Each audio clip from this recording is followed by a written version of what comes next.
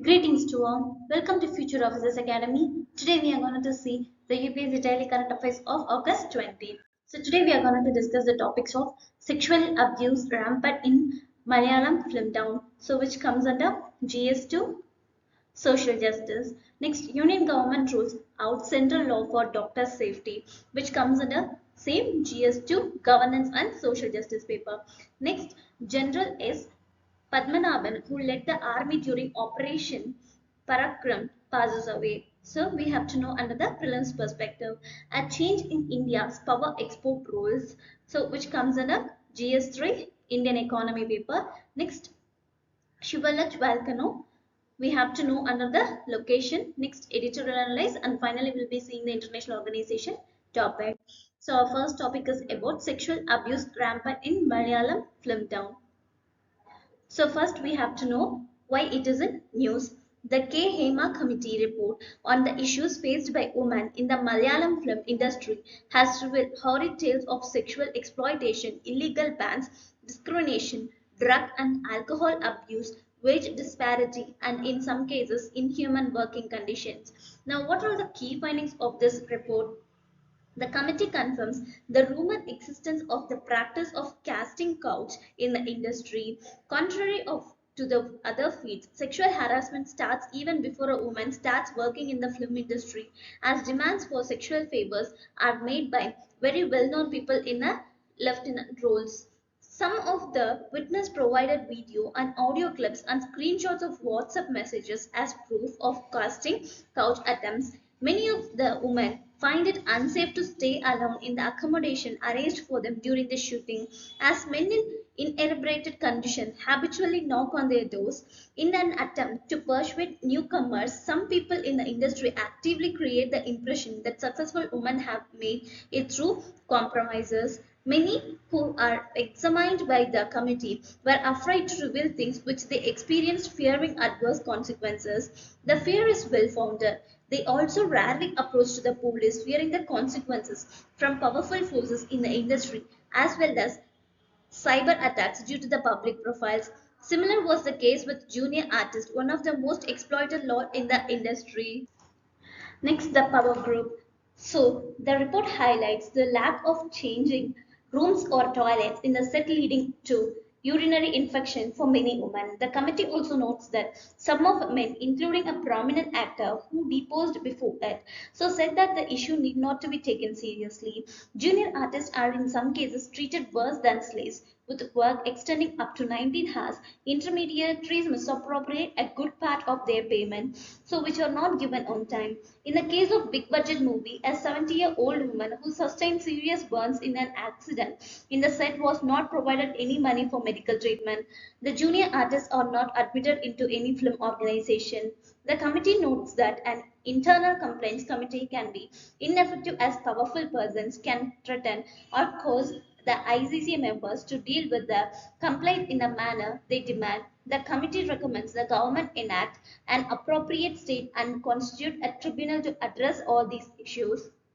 So we have to know about the HEMA Commission. So first, the formation and purpose. In July 2017, the Kerala government established a three-member committee led by the retired Kerala High Court Judge Justice K. Hema. The objective is to investigate sexual harassment and gender inequality in the Malayalam film industry. Now, the consultations and findings is the commission interviewed numerous women professionals documenting instances of sexual harassment, wage disparity, and blacklisting. The report detail says that the 300-page report submitted in December 2019 included comprehensive evidence such as documents and audio visuals materials. Now, what are the legal framework for sexual assault in India? First, Indian Penal Code IPC Section 375 defines what constitutes a rape, including non-consensual sexual intercourse with a woman. Next, 376 specifies punishments for rape, ranging from fines to life imprisonment, depending on the case severity. Next, 376A covers case where rape results in death or persistent vegetative state with the stricter penalties. Next, 376B addresses marital rape, but this session does not cover all forms of marital rape. Next, 354 deals with assault or criminal force intended to outrage a woman's modesty. Next, under the protection of children from sexual offences, that is POSCO Act 2012, its scope is to protect children from sexual crimes like assault, harassment, and pornography. The punishment imposes severe penalties, including long prison terms and fines for offenders. Next, Criminal Law Amendment Act 2013. The enhancement is to expand the definition of rape and introduce new crimes related to sexual violence following the Delhi gang rape case. Next, the new offences includes crimes like stalking, voyeurism, and acid attacks with specific punishment. And finally, the Sexual Harassment of Women at Workspace Prevention, Prohibition, and Redressal Act 2013 says that protects women from harassment at work, requires workplace to set up internal complement committees to handle harassment complaints. Next, the aggravate woman includes any female who alleges sexual harassment by respond. This definition applies to both employed women and those in dwelling places. So with this, we have the UPSC mains question which have been asked in 2014. We are witnessing increasing instances of sexual violence against women in a country. Despite existing legal provisions against it, the number of such incidents is on the rise. Suggest some innovative measures to tackle this menace. So you can practice on this question. Our next topic is about Union government rules out central law for doctor safety. So we have to know about the news first. The Union government has ruled out the need to bring in a Central Protection Act for an uniform framework across the country for protecting healthcare workers, stating that almost all states have laws in place to ensure their safety. The center on Monday issued an order increasing security by 25% in all hospitals of the union government. Deployment of marshals would also be increased depending on the need of hospital. Several states and union territories, total 26, have passed legislation to protect healthcare services personnel. These states include Andhra Pradesh, Assam, Bihar, West Bengal, and Tamil Nadu. In all these states, the offences is cognizable and not violable. Most state acts define healthcare services. Personnel to include doctors, nurses, medical and nursing students, and paramedical staff. Also, they define violence as activities causing harm, injury, endangering life, intimidation, obstruction to the ability of the healthcare services person to discharge duty, and loss or damage to property in a healthcare institution. Why are healthcare workers protesting? So first, the response to the violence. Next, the demand for safety, and also the violence against healthcare workers is not new issue in India. Previous incidents, such as the case of Aruna Shambang, a nurse who was sexually assaulted in 1973, underscore a long-standing pattern of violence in healthcare settings. Next, the working conditions of junior doctors, interns, and nurses. It is poor working environment and also long shifts and exhaustion, and finally the mental health concerns are seen under this. Now what are the key demands of the protesters? The key demands are Central Protection Act, enhanced security measures, safe work environment, accountability and justice, also the government response. Now what is the sole responsible for the safety of health workers? First, the state government. Health and law enforcement are primarily state subject in India, meaning that state governments are primarily responsible for ensuring the safety of healthcare professionals. They are tasked with implementing laws, providing adequate security in hospitals, and ensuring a safe working environment for medical staff. Next, the central government. The central government plays a role in formulating national policies and framework that support the safety of healthcare workers. Recent initiatives include the Ministry of Health and Family Welfare ordered mandating the filing of FIRs within 6 hours of any violence against healthcare workers, indicating a push for accountability and shift action. So with this, we have the UPSC prelims questions which have been asked in 2023. Consider the following statements. Statement 1 says that India's public sector healthcare system largely focuses on curative care with limited preventive, promotive, and rehabilitative care. Next, the statement 2. Under India's decentralized approach to healthcare delivery, the states are primarily responsible for organizing health services. Which one of the following is the correct in respect of the above statements? Both the statement 1 and 2 are correct, and statement 2 is correct explanation for the statement. Both statement 1 and 2 are correct and statement 2 is not correct explanation for statement 1. So like this they gave the options. Here the answer is B. So both the statement 1 and 2 are correct and statement 2 is not the best explanation for the statement 1. So our next topic is about General S. Padmanabhan, who led the army during the Operation Paramkaram, passes away. So we have to know about the news first. The former chief of the army staff, General S. Padmanabhan, passed away at his residence. General Padmanabhan led the army during the crucial period of Operation Paramkaram. General Padmanabhan was born in Trivandrum on December 5, 1914. So he was the commissioned into the regiment of artillery after graduating from the Indian Military Academy on December 30, 1959. He commanded an independent light battery from August 1975 to July 1976 and later on commanded the Ghazala Mountain Regiment from September 1977 to March 1980. He served as an instructor gunnery at the School of Artillery in Deolali, and he had been a brigade major of an infantry brigade on its rising and served as the colonel general staff of a mountain division from January 1983 to 1985. He commanded an independent artillery brigade and a mountain brigade. He was an alumnus of the Rashtriya India Military College, Dehradun, and the National Defence Academy, Katkwasla. Next, we have to know about Operation Paramkaram. So, Operation Paramkaram was a military standoff between India and Pakistan that lasted from 2001 to 2002. It was first large-scale mobilization of India troops since 1971 Indo-Pakistan War and was a response to the terrorist attack on the Indian Parliament on December 13, 2001. The operation began on December 15, 2001 after a decision by Cabinet Committee on Security and ended on January 3, 2002. During this operation, Indian troops were deployed along the Indian-Pakistan border.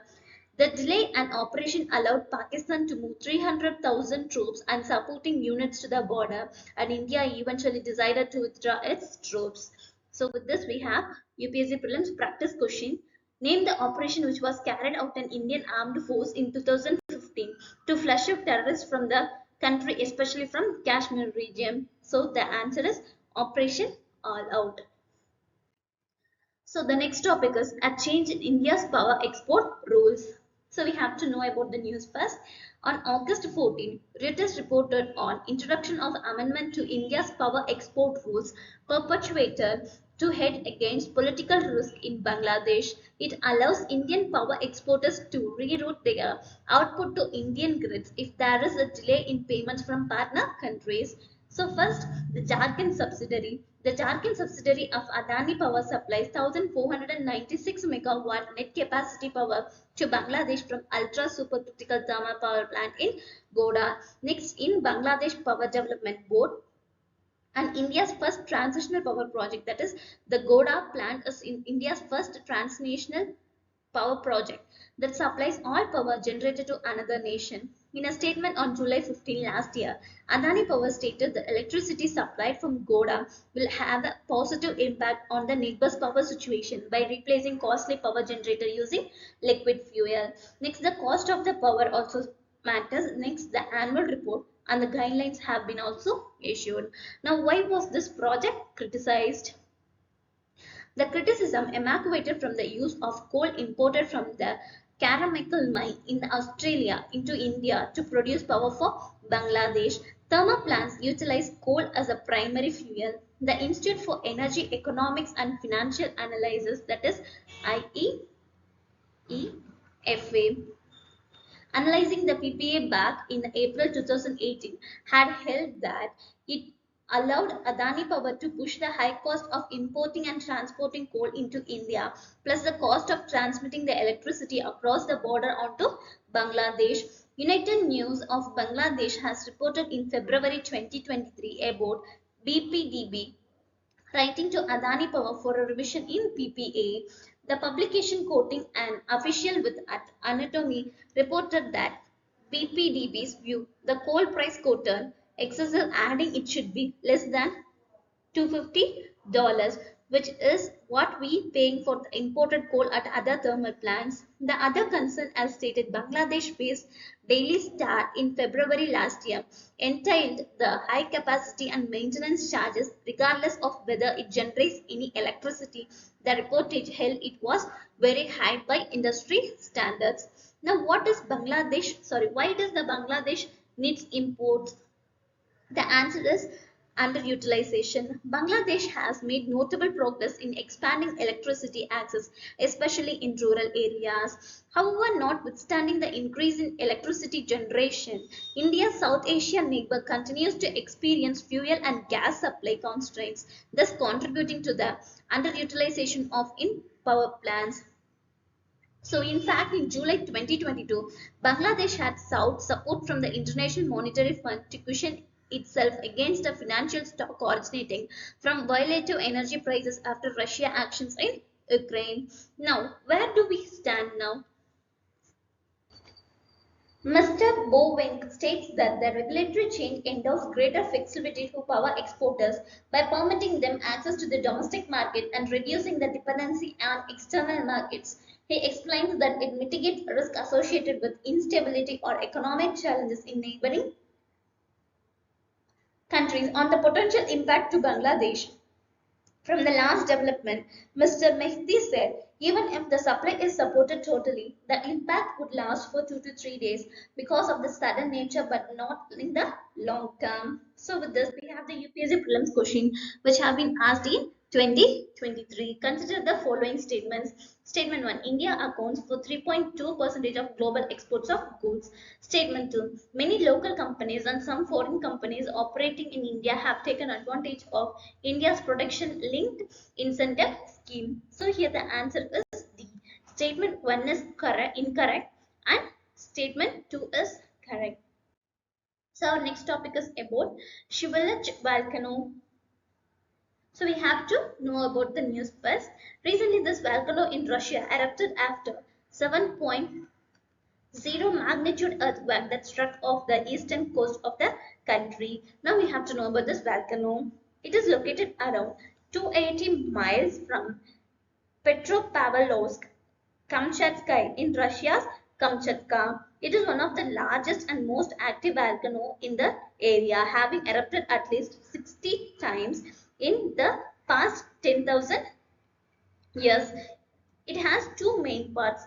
The old mountain, which tops 3,283 meters and 10,771 feet, and the young volcano, a smaller 2,800 meter peak protruding from its side. Next, the another young volcano lies with a ancient caldera, a large crater-like basin that formed when the older part underwent a catastrophic eruption at 10,000 years ago.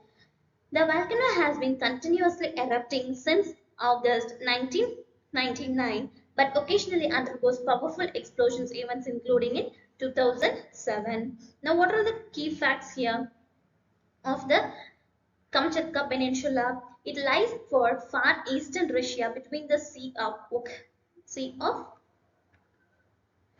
Okhotsk on the west and the Pacific Ocean and the Bering Sea on the east. It is one of the world's most concentrated areas of geothermal activity with about 30 active volcanoes. It is about 1,200 km long north to south and about 480 km across its widest. So with this, we have the UPSC prelims question which have been asked in 2013. Consider the following: electromagnetic radiation, geothermal energy, gravitation force, plate movements, rotation of the earth, revolution of the earth. Which of the above responsible for bringing dynamic change on the surface of the earth? So the answer is D. So all the things are correct. Next, editorial analysis. The editorial analysis topic is the tyranny of inequality. So, a recent study by Thomas Piketty and colleagues highlights a dramatic rise in wealth and income inequality in India over the past few decades, with a sharp increase, particularly from 2014 to 22. Now the analysis from the Gallup World Poll GWP survey 2019 to 23 for India. The GWP measures corruption through individual perceptions, asking response whether they believe in corruption is widespread. Income inequality. The survey data indicates a significant rise in income inequality, with the top 1% controlling over 40% of total wealth in India, a stark increase from 12.5% in 1980s. So the top 1% of income earned receive 22.6% of the country's total pre-tax income, up 7.3% in 1980. Rent-seeking behavior. The persistence of rent-seeking behavior among wealthy investors, which diverts resources from productive uses to securing unwanted gain from government entities. Next, the judicial trust and corruption. Trust in the judiciary can play a significant role in curbing corruption. Higher trust correlates with lower perceived corruption levels. Next, the mutual fund versus fixed deposits. Speculative investments such as mutual funds largely drive income inequality, while saving in fixed deposit and post officials help curb it. Next, inequality promotes corruption. The study finds that higher income inequality causes widespread corruption, while greater confidence in the judiciary helps it reduces it. Next, what is our present methodology for counting inequality? Thomas Piketty measure compares the income share of the top 1% to that of the bottom 15%. This highlights the growing disparity in income distribution effectively. Next, the consumption versus inequality. Next, the uses of multiple data resources. Gini index and other matrices also seen under this methodology. Next, what are the issues associated with measuring income inequality? The first thing is data quality and availability, underreporting of wealth, comparability with other countries, focus on labor income, and finally the complexity of income dynamics. So improve data collection and methodologies, that is an urgent need to enhance the quality and reliability of household surveys and other data sources. Next, about the broadening income matrices beyond labor income to better capture the full spectrum of income inequality, it's essential to include non-labor income sources such as capital gains, property income, and speculative investments. So that's all from our editorial topic. Today in India, international organizations, we are going to see about the European Union. First, we have to know about the European Union. It is an international organization which was established in 1993. It came into effect with 28 countries signed the Maastricht Treaty. Maastricht Treaty. The European Union now has 27 members. The UK made an exit from the European Union on 31st January 2020. The last country to enter the European Union was Croatia in 2013. It was established in November 1993. The headquarters are based in Brussels and Luxembourg. Now we have to know about what is European Union. The European Union is a 1993 international organization made up of European countries. It came into effect after 28 countries signed the treaty. The treaty is also known as Treaty of European Union, that is TEU. The city of Maastricht is located in the Netherlands. It was amended 3 times. The amendments are the Amsterdam Treaty 1997. Next, the Nice Treaty 2001. Next, the Lisbon Treaty in the year 2007. There are 24 official languages of the European Union. The euro is the official currency of the 19 of these countries. 9 European Union members do not use the euro.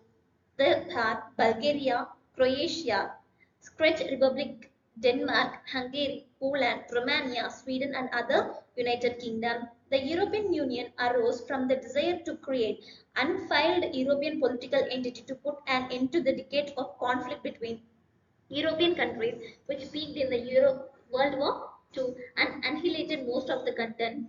The European Union has created an internal signal market by establishing a uniform set of regulations that apply to all member states in situations where they have agreed to function as one. Now, who are the member countries of this European Union? We saw totally 27. So they are Austria, Belgium, Bulgaria, Croatia, Republic of Cyprus, Czech Republic, Denmark, Estonia, Finland, France, Germany, Greece, Hungary, Ireland, Italy, Latvia, Lithuania, Luxembourg, Malta, Netherlands, Poland, Portugal, Romania, Slovakia, Slovenia, Spain, and Sweden. So that's all from today's topic. To read this document, you can visit our website. Our website link have been given in the description. To get more daily current affairs videos, follow our YouTube channel, also our Telegram channel. Thank you.